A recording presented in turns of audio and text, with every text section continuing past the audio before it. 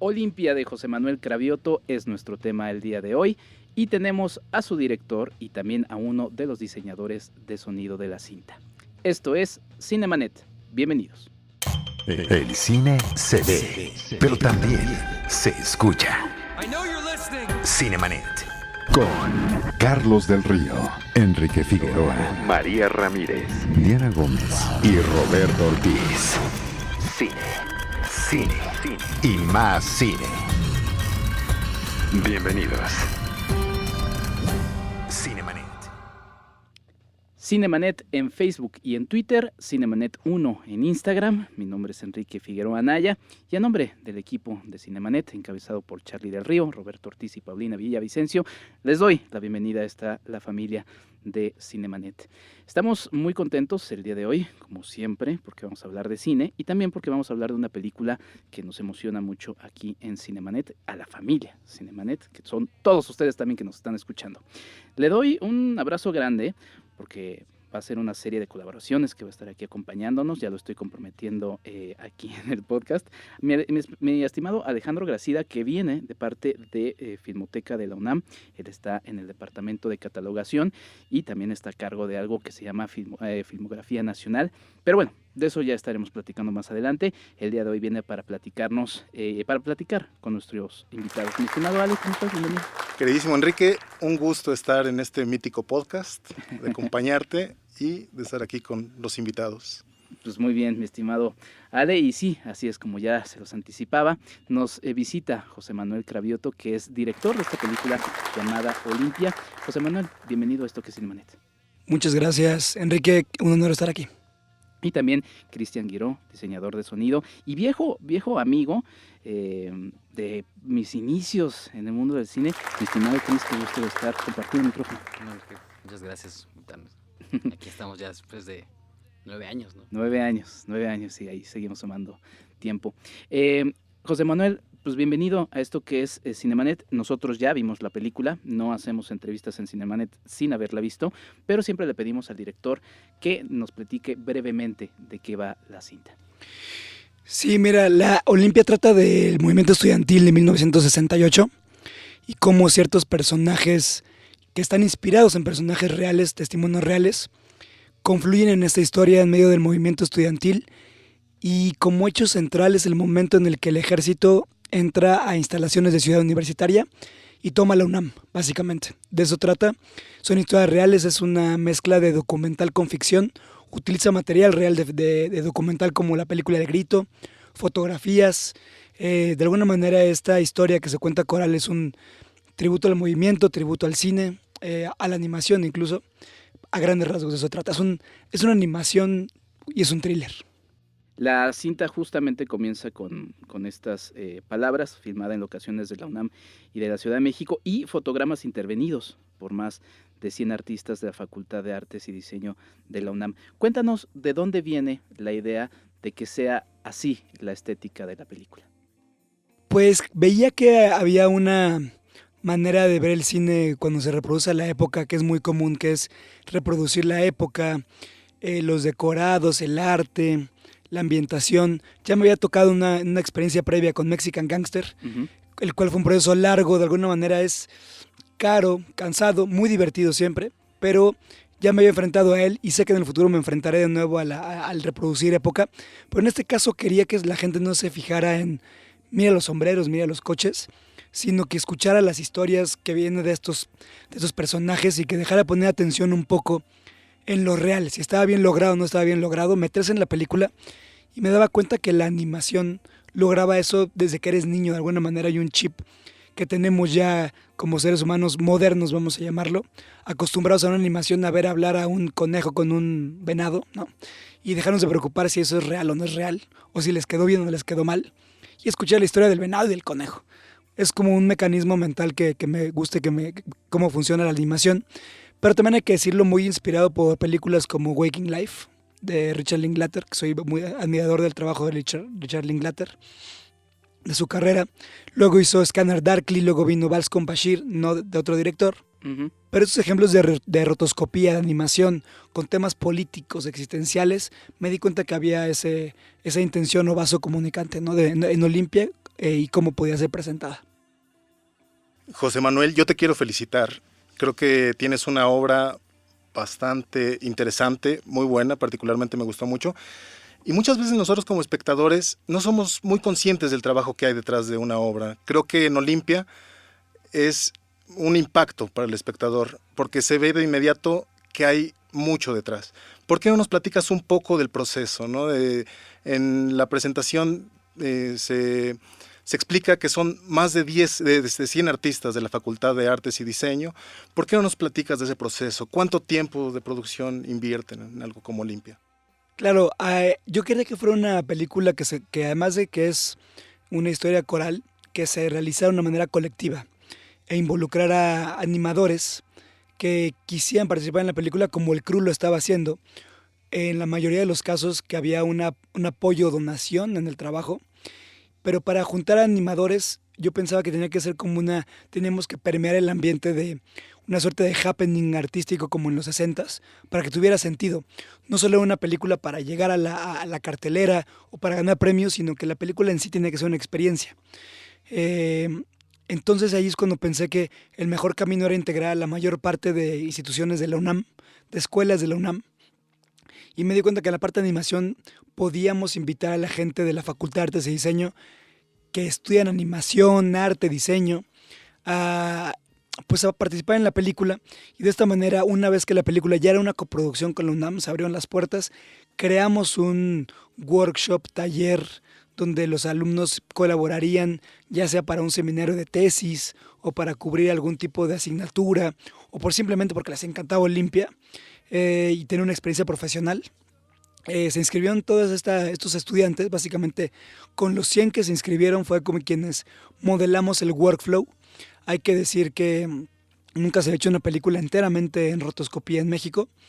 Y con esto no digo, porque a veces suena como de somos los primeros que lo hicimos, no va por ahí, sino que al ser los primeros que lo hicimos era complicado porque no existía un cómo hacerlo. Entonces hubo que diseñar desde filmación cómo se iba a hacer esta técnica. Básicamente elegí a la animación antigua, tener fondos fijos, que la película fuera muy fija. Era algo que curiosamente me había tocado experimentar en series de televisión, donde un día dije, ¿y si dejo de mover la cámara y todo es fijo? Entonces hice un episodio de una serie que casi la cámara no se movía.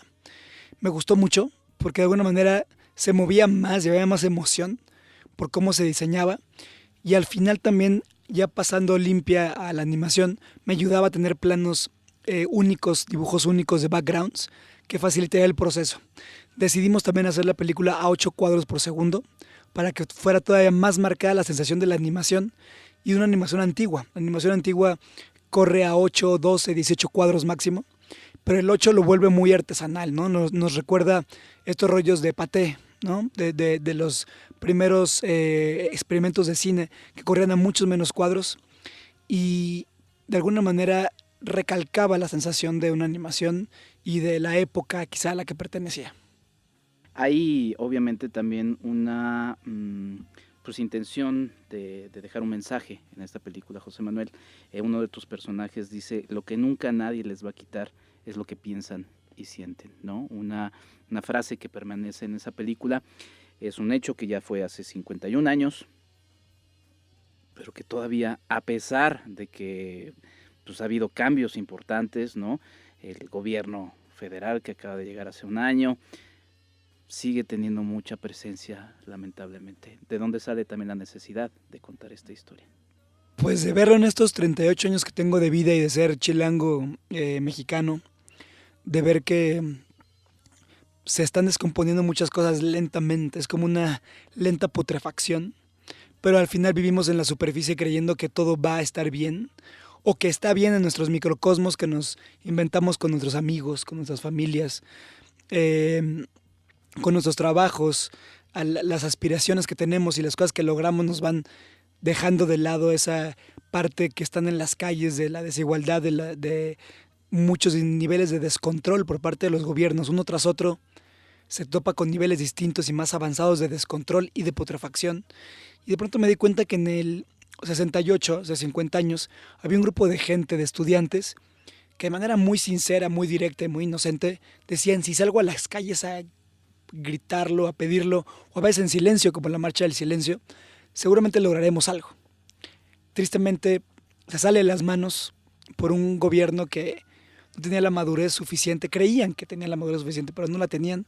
Se sale de control, hay un hecho en el que mueren decenas de personas, o cientos, que está esa polémica, y de pronto se acaba para mí en México esa conciencia colectiva de tener un mejor país, y cada quien se replega y se va a sus núcleos a buscar su mejor país en su casa, en su comunidad, en sus escuelas, sin que sea un efecto masivo. Para mí ese era como existencialmente el querer aportar algo. Me encantaría fundar un partido político e invitarlos a ustedes a que votaran por mí y lograron. Me encantaría salir a las calles y decir que nos armáramos con arte o con armas, no tengo idea. Pero en realidad lo que me tocó a mí, como sí creo en esta cosa llamada vocación o llamado ser siendo cineasta, creo que mi herramienta es el cine y es donde lo puedo decir. Por eso creo que de mis películas es en la que más directo he podido hablar en esta frase que dices en el guión y decir, eso nadie te lo va a quitar nunca, pero de qué manera lo avientas hacia los demás.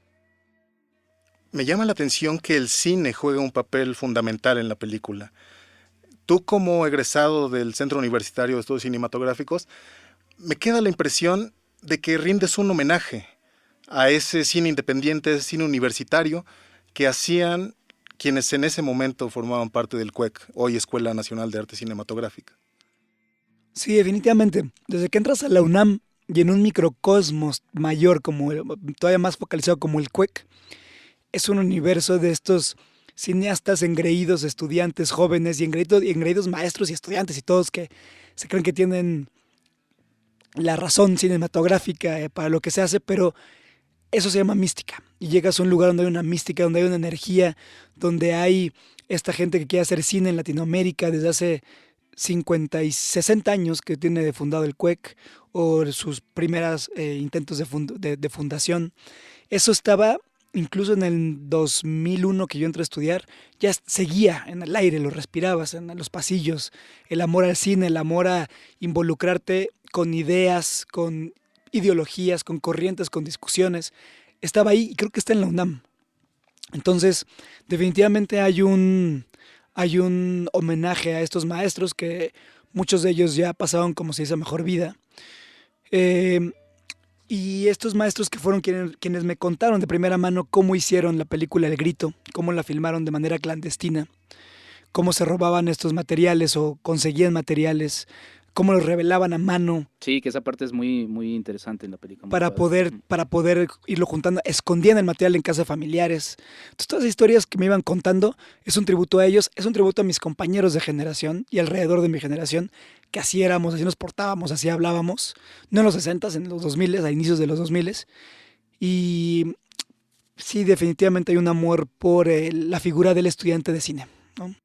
Regresando y alternando también con el aspecto técnico de la cinta y aprovechando también la presencia de Cristian, ¿con qué otros elementos te encontraste dificultad en esta técnica de animación? Me platicaban aquí fuera de los micrófonos que, por ejemplo, con el sonido, la sincronización por el estilo de animación también fue algo complicado. Cuéntanos un poquito de eso y también después, Cristian, sobre el aspecto de sonido. Sí, lo más difícil fue en realidad organizar estas brigadas de rotoscopía de dibujos, organizar cientos de personas con las cuales se organizó el 80% basándonos en su voluntad y depender de la voluntad de esas personas, de la voluntad y generosidad de los maestros que coordinaban estos equipos. El otro 20% era una motivación académica y mínimamente económica. Ni siquiera podrías decir fueron por un sueldo, no. Y por otro lado, la parte técnica sobre la marcha, ¿no? Todo lo que habías diseñado, cómo te enfrentabas a lo que ya no era así. Y uno de esos momentos más complicados era el sonido. Sí, bueno, lo que nos pasó es que la película tenía una fecha de presentación para el aniversario, el año pasado. Y entonces estábamos contra el reloj. Y nosotros empezamos a trabajar con la película sin rotoscopía. Es decir, estábamos nosotros trabajando con una película 24 cuadros. Y teníamos que, ya una vez que empezamos a trabajar con diálogos, teníamos que esperar mucho para hacer efectos u otras cosas que fueran sincrónicos. Porque al final de cuando se cortan, cuando se va a 8 cuadros, pues toda nuestra sincronía se movía completamente. Entonces teníamos que esperar que estuvieran las secciones animadas como para seguir trabajando. Y teníamos que adecuar, digamos que los diálogos a que macharan un poco más, porque al final estás cortando muchos cuadros y ya no te va a machar el sonido. Entonces había que lograr ese matching ya con la animación, y también no podíamos como seguir trabajando con cosas muy puntuales de efectos porque teníamos que esperar que estuviera la animación a 8 cuadros. Entonces estuvimos trabajando la película pues, a secciones, ¿no? Entonces de repente nos llegaba, aquí está 20 minutos ya rotoscopiados o 5 minutos ya rotoscopiados, o esta secuencia, 1, 2, y así es como fuimos avanzando cada sección de la peli. Entonces a nosotros nos costaba un poco de trabajo al principio entender la película porque la estábamos trabajando en cachitos, o sea, como que ya que la veíamos completa, ya como que fue agarrando un poco más de sentido, ya pudimos darle más intención.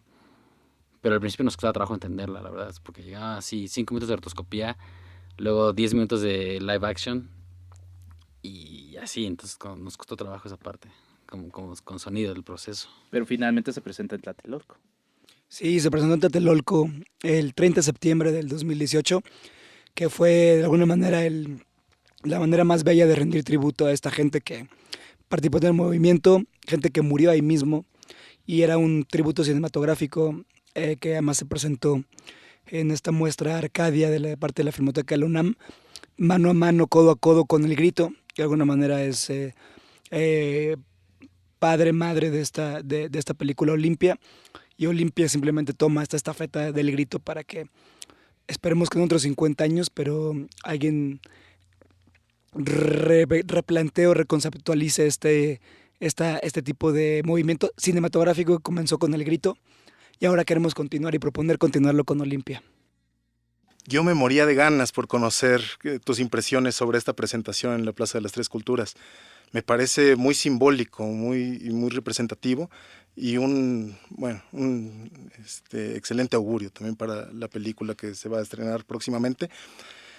Me gustaría preguntarte, ¿qué pasa? Mencionas El Grito, y creo que también el material de archivo, hay que decirle a los radioescuchas que tú tienes una formación documental, no tienes materiales en los que has abordado la vida en México en los años 70, Déjalo ser, si no mal recuerdo es el título. Para ti, ¿qué es lo que te brinda? ¿Qué posibilidades te brinda el material de archivo? Pues definitivamente mi formación fue como documentalista en el CUEC. Mis 2 primeras largometrajes son documentales. Hay una técnica que mis maestros en el CUEC me enseñaron a desarrollar, de investigación, de utilización de materiales, pero básicamente mi principal filosofía es no tenerle miedo a los materiales, utilizarlos, manipularlos, reinventarlos. Un poco para eso son. Utilizarlos de acuerdo a un guión, como que mi idea de cómo utilizarlos es que tengas un guión siempre para que sepas. Los materiales no deben ser utilizados para ilustrar. Los materiales deben ser utilizados para contar un relato, como una herramienta de comunicación. Yo veo que hay esa diferencia en distintos materiales, y aquí en Olimpia justo no ilustran nada, son parte viva entonces para mí hay un punto en el que me gusta mucho de esa metaficción o metadocumental, en el cual, ¿qué es? ¿Ficción metida en documental o documental metido en ficción? ¿No? Me gusta este experimento que no tenía contemplado hacer en el pasado, y que también fue como experimentar con Olimpia, pero todo en base a mi acercamiento, como dices, con el material, que es no tenerle miedo, utilizarlo para los fines que tienes como guionista, yo diría. Sí, la mezcla que hace gracias a la técnica de animación pues es muy afortunada, porque se vuelve en esta pintura que se va moviendo, y también en esto que planteaba Ale, se va mezclando me acuerdo que hubo unos ciclos donde se presentaba la propaganda de las Olimpiadas, ¿no? Contrastada con los trabajos independientes de, por ejemplo, los que estuvieron en que editaron en Francia, que se me fue el nombre. De Óscar Menéndez. Tiene muchos nombres. Mural efímero de Raúl Camper, que también aparece en Olimpia. Entonces esto se va mezclando y va teniendo esta presencia y lo vemos ahí en la película. Es un trabajo afortunado porque también se vuelve parte del mensaje que estaba dando el gobierno, ¿no? De hecho vemos uno de los clips, ¿no?, de Cine Mundial, en donde son todos los comerciales que se hacían para el extranjero de Vengan a México, y inclusive con gente que parecía de otros países, ¿no? Exactamente. Y de hecho eso está también retratado con estos noticieros que comenzó a hacer el CNH. Estos noticieros cinematográficos estudiantiles, los comunicados, los famosos comunicados, que era una manera de contrarrestar esta información o contrarrestar la propaganda con otro tipo de propaganda también, ¿no? Al final del día, que era mostrar lo que se estaba haciendo en el movimiento, hablando de lo que estaban pidiendo, y los mismos estudiantes utilizando el cine para contar una verdad que en ese momento, en teoría, pertenecía al gobierno, al ellos emitir sus comunicados, sus noticieros, tener cierto control sobre los medios. De pronto los estudiantes decían, bueno, ahora por medio del cine yo también voy a contar lo que estamos viviendo aquí. El documental El Grito no solo vivió después, vivía al día cuando se montaban estos comunicados, que era una manera pues muy original y creativa de hacerlo en el 68 en México. ¿Cómo se combinaban, por ejemplo, en el sonido estos materiales de archivo con lo que iba presentándose en la ficción, Chris? Bueno, utilizamos mucho material del Grito, o sea, para ambientar, pero también, por ejemplo, como era material viejo, tuvimos que hacer doblaje de algunos personajes del Grito. Y buscamos, como hicimos doblaje con un micrófono que tenemos ahí en el estudio de 1940 y tantos, entonces grabamos con ese micro, entonces nos dio esa textura, Para darle la textura. para dar la textura.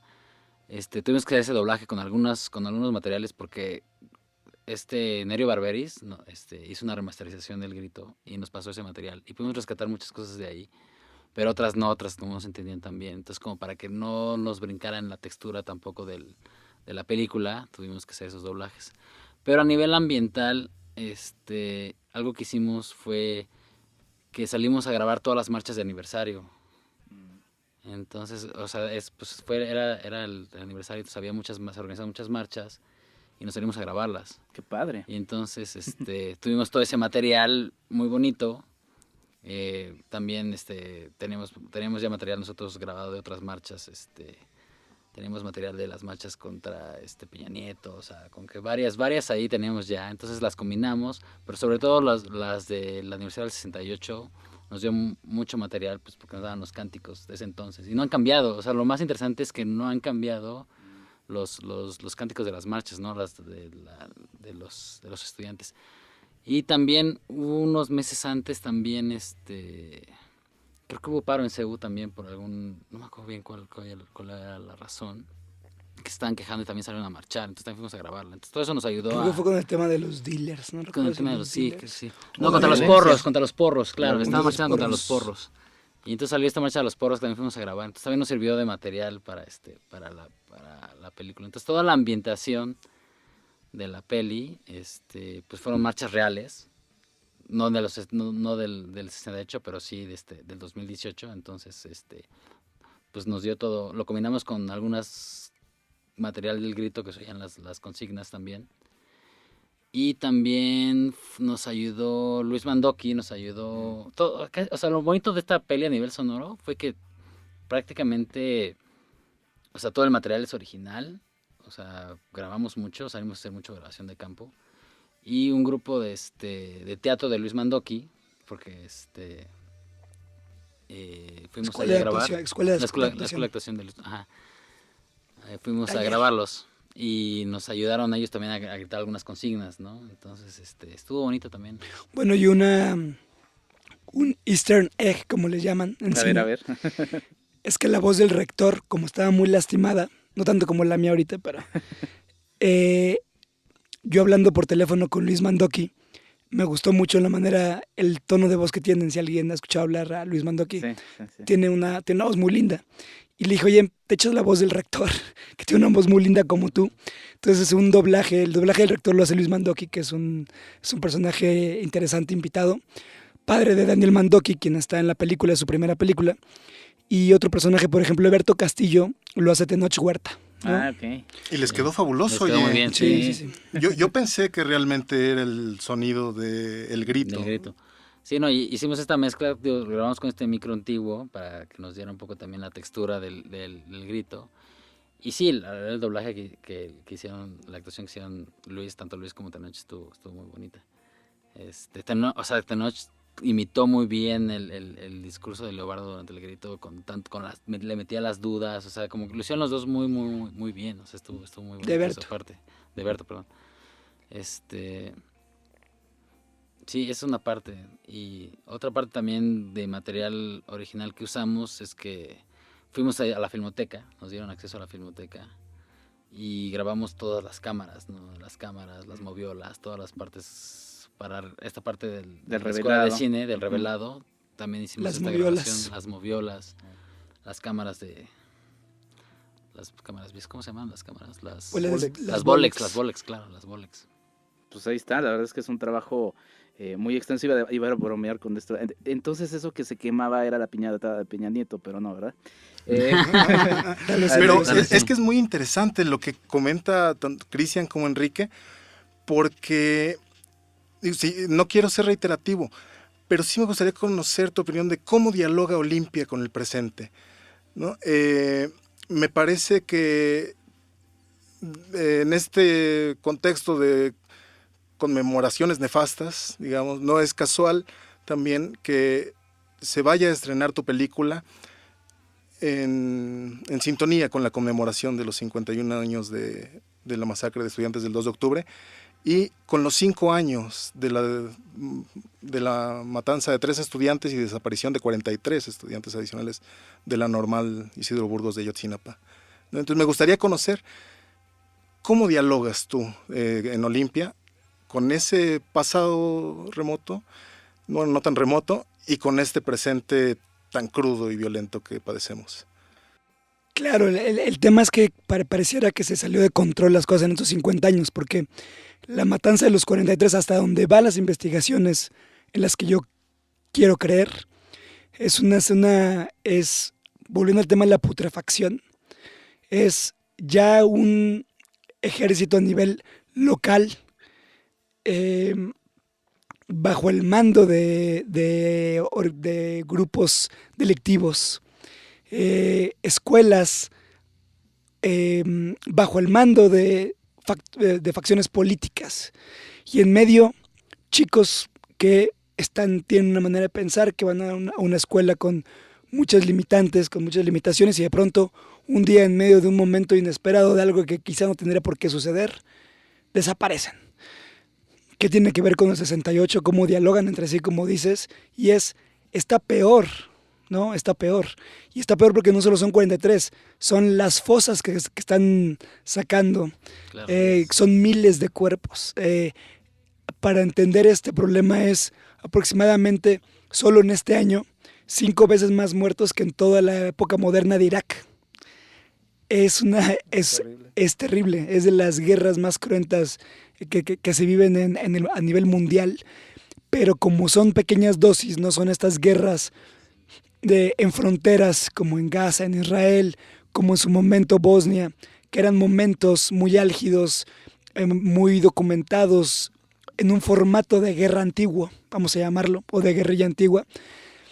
Esta guerra es por dosis, no hay información, no está documentada, los cuerpos aparecen ya que están aguzanados, las madres van a encontrar estas fosas con cuerpos abriendo la tierra para encontrar a estos hijos, que a veces no necesariamente fue un grupo electivo, sino el mismo gobierno.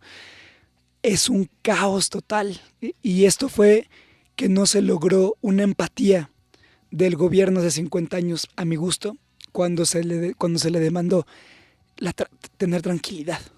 Y ese poema que incluyes, a quien corresponda, que después en el final vemos también relatado por la propia autora Elsa Cross, tiene esa fuerza lamentablemente que retumba con ese presente tan doloroso.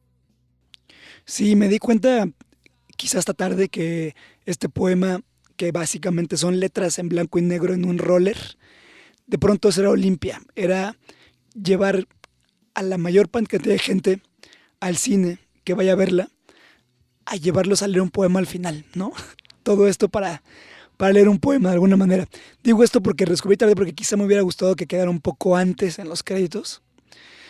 Al final para mí era como un detalle para los que se quedaran a ver la película o escucharan algo al final. Pero ese poema es doloroso, es hermoso a la vez, y nos habla de lo que dices, cómo dialogan estos hechos.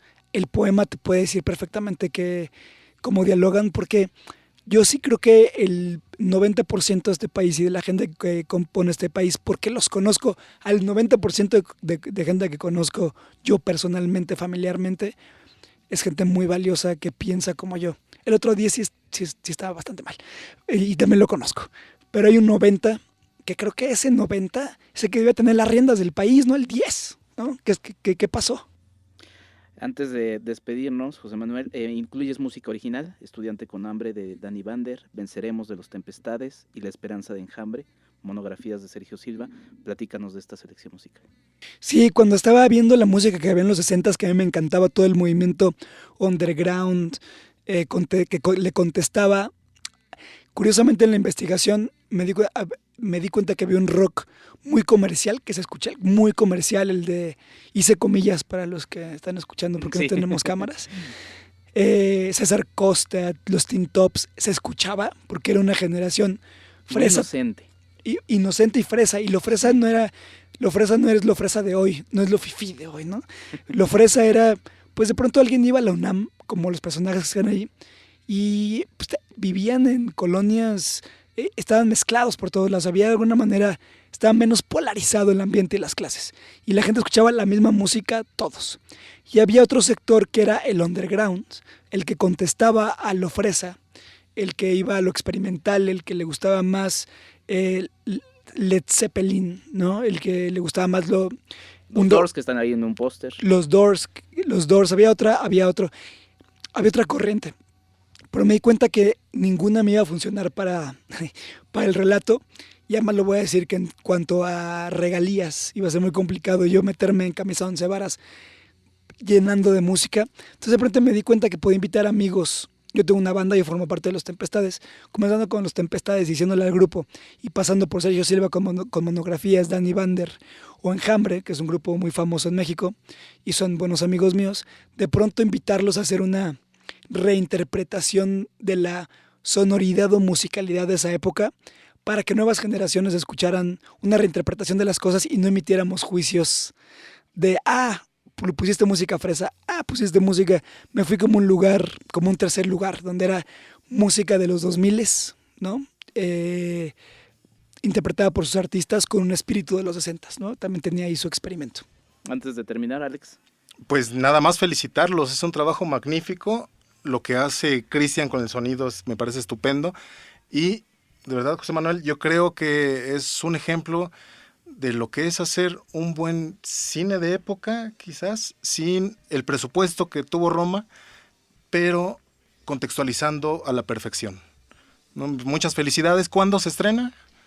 Estrenamos este 27 de septiembre, viernes 27 de septiembre, en salas, cadenas comerciales, Cinemex, Cinépolis, en la Cineteca Nacional, cineclubes, en la UNAM se estrena también, Chopo, Centro Cultural Universitario, y comenzará a rolar por todo el país, y platicar con ustedes y escucharlos hace que los cineastas, escritores, queramos seguir haciéndolo, porque cuando llegué a la Filmoteca con la maestra Guadalupe Ferrer, le dije, oiga, maestra, me presta el grito porque quiero hacer esta cosa. Y me dijo, mijo, no sé cómo le vas a hacer, cuentas con todo mi apoyo, pero no creo que le armes, me dijo, con todo el respeto del mundo, pero está muy difícil, estás metiendo unos pedos gigantes.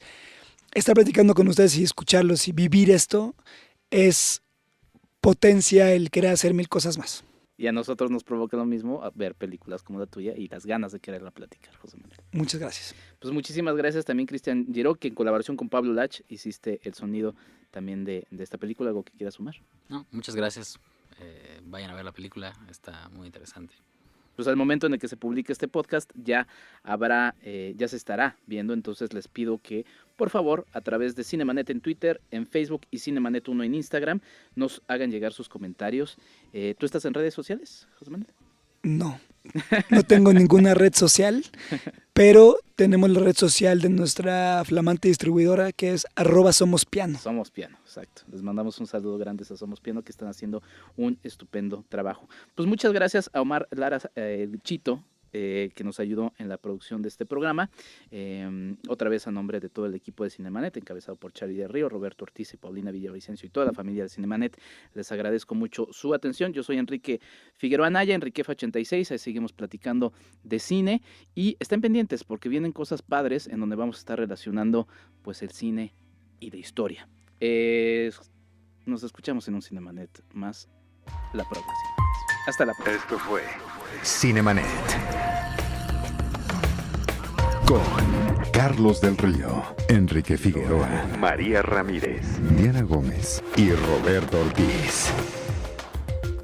El cine se ve, pero también se escucha.